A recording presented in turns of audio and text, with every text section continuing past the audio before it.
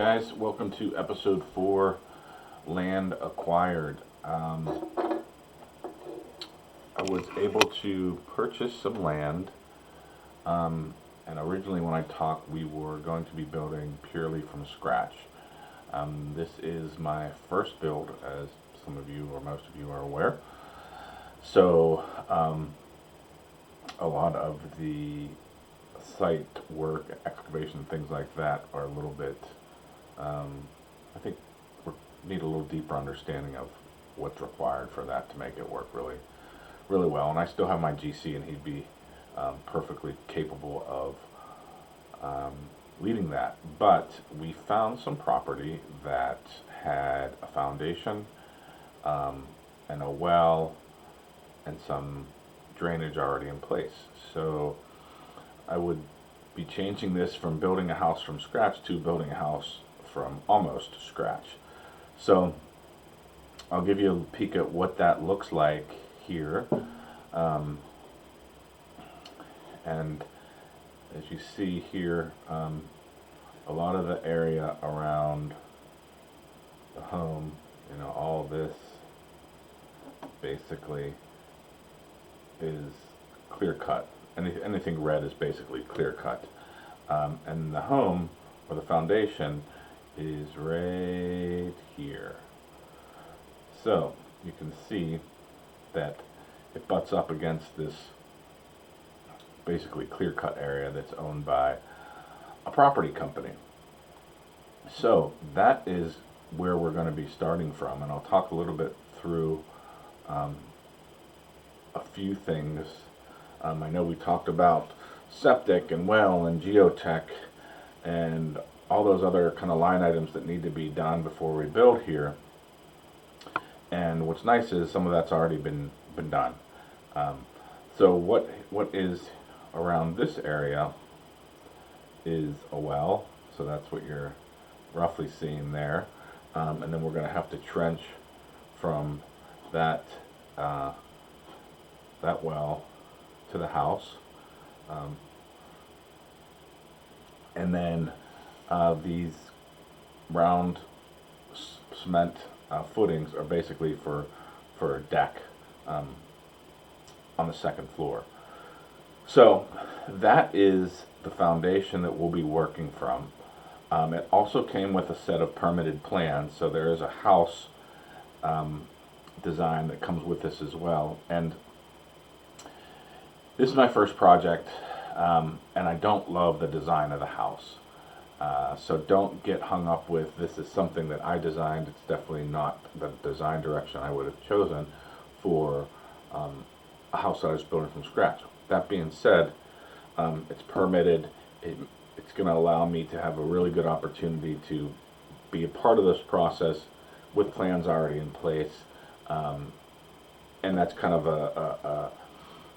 a hit I'll take for this project.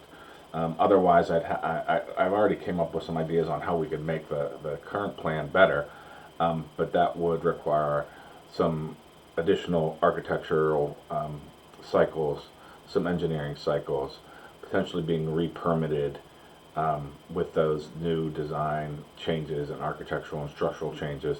So we are going to be moving forward with the current plans the best we can, and we're going to make changes in the field where we can with the approval of the county, obviously, so that we can get cleared for permits.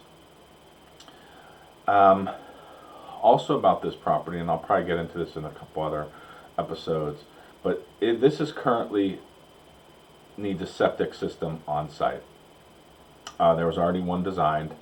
It's called a Glendon system. I'm not a septic person. I can't get into all the nitty-gritty details about that, but I will be able to show you some drawings of that in the future. What I'll touch on here is that this septic system is built for a 2-bedroom home. This was originally designed as a 2-bedroom home. For the plans are for a 2-bedroom home, though it has pretty large square footage. You could add another bedroom, obviously, if you needed to. Let me make myself a little smaller. You don't need me this big. Maybe.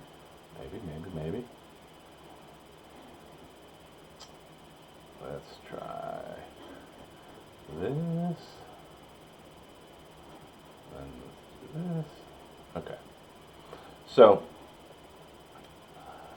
this layout here is for 2-bedroom.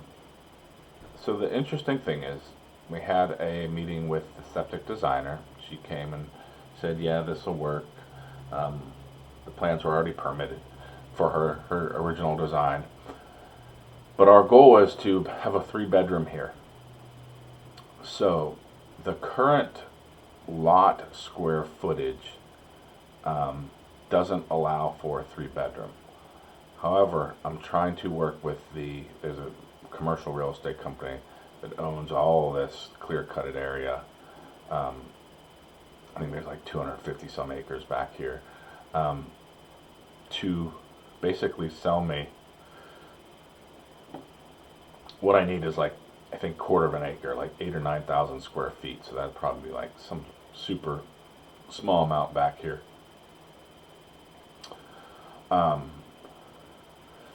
To have my square footage of my total lot be enough to support a 3-bedroom septic system. I was told this doesn't have to be usable, it just has to be land area.